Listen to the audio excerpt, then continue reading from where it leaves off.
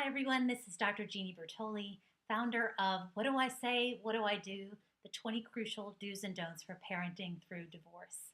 Today, I want to talk to you about another tip I have for parents who are divorcing, and that is to give your kids another resource, someone else they can talk to, who they can trust, who you trust.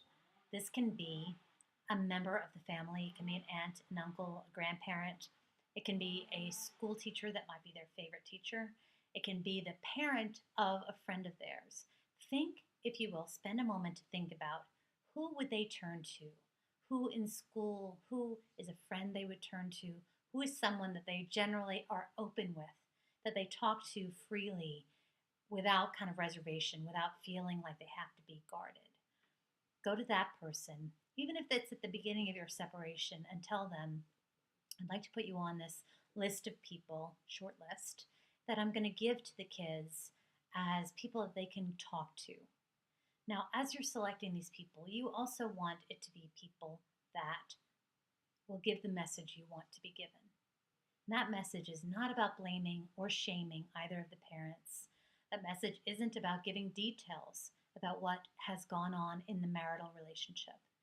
These are people who will be there for your children, to hug them, to love them up, to tell them that they are loved by both parents, that they are not being left by either parent, and that they are not alone in the world, that they are cared about and they are loved, not even, of course, by their parents, but not even just by their parents, but by their communities at large, by their extended families, by whatever is actually accurate. I don't suggest that you paint a rosier picture than is accurate. Tell them the truth, but tell them the part of the truth that will serve them in this moment. So you don't have to go through, Aunt so-and-so is like this, Uncle so-and-so is like this. You want to point out, remember, you have that great aunt. You have those grandparents. You have that teacher that you love. You have, your friend Sydney's friends. Your friend Sydney's parents are there for you. So you want to point out the people who are there for them. You want those other people to point out as well. So you not only want to tell your children, these are great people for you to lean on, and they love you, and they will answer any of your questions, and they will be there to talk to you about it. But also you want those people to be sure to be delivering that similar message of you are loved, you are supported. This is a tough transition, not to whitewash it, but to say this is a difficult transition and you are loved and it's going to be okay. Yes, life will be different on the other side, but it's going to be okay and you are going to be okay. And there is no other alternative. And this is the message. You also don't want to be shutting down the children's feelings. You want these people also not to be shutting down the children's feelings, but to say, come, of course it's hard. Of course this is incredibly difficult. So don't just have the people say, oh, it's going to be fine, it's going to be fine. And basically that will shut down your child's feelings.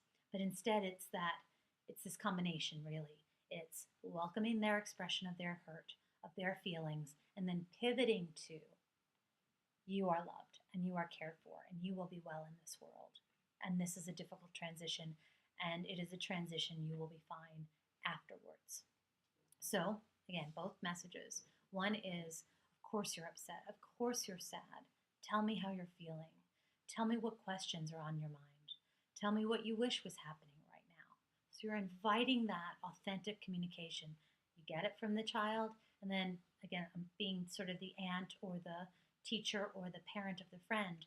Then you give it back to them and say, so it sounds like you're really sad that you're not getting to spend as much time with your dad as you used to.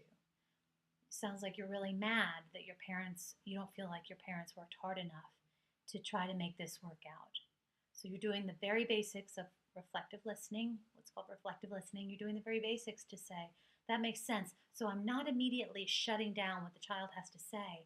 I'm immediately saying, I get it. What you're saying makes sense to me. And so after they say, yes, I don't understand why they aren't doing that, or yes, I'm so sad. I really wish I could see them more again soon. You're just acknowledging there's nothing you can do about that. There's no solution to be had. And that's just the way it is. But the best gift we can often give each other and give these children is our presence, our willingness to bear witness. Just bear witness, not try to tell them not to feel what they're feeling, or that their feelings aren't okay, or that there's not space. You want to give them that message. There is space here for your feelings. You can say what you want here, and I can't solve this, but I am with you, and I will bear witness to your pain, and I will be in this with you. And that's often all we can do, frankly, in life. That's often all we can do. As a counselor, I can tell you that's often all I can do, and it's a lot. It's a lot to give. So pick out those people. Steps are: 1, pick out the people that you think your children are most likely to go to. 2 is to prep those people by telling them the messages you'd like to give them and what you're hoping they'll do, which is listen, don't shut them down, give them those messages of support and of normalcy, and then tell your children who those people are and that they're waiting and willing and loving and will be there for you.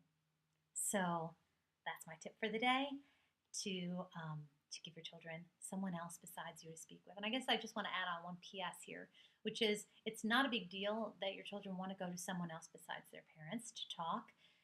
Children often feel like their parents have become less safe as a resource, as someone to talk to. They feel already in a volatile situation now with them losing their family home, losing that family that they used to know. So they wouldn't necessarily bring all of their pain, all of their anger to their parents. It just doesn't feel safe to them really anymore sometimes.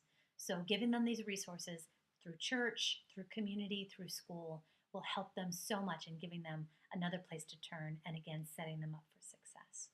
So again, this is Dr. Jeannie Bertoli. Thank you so much for listening. Thank you for being there for your kids. Thank you for making this world a better place. Until I see you again.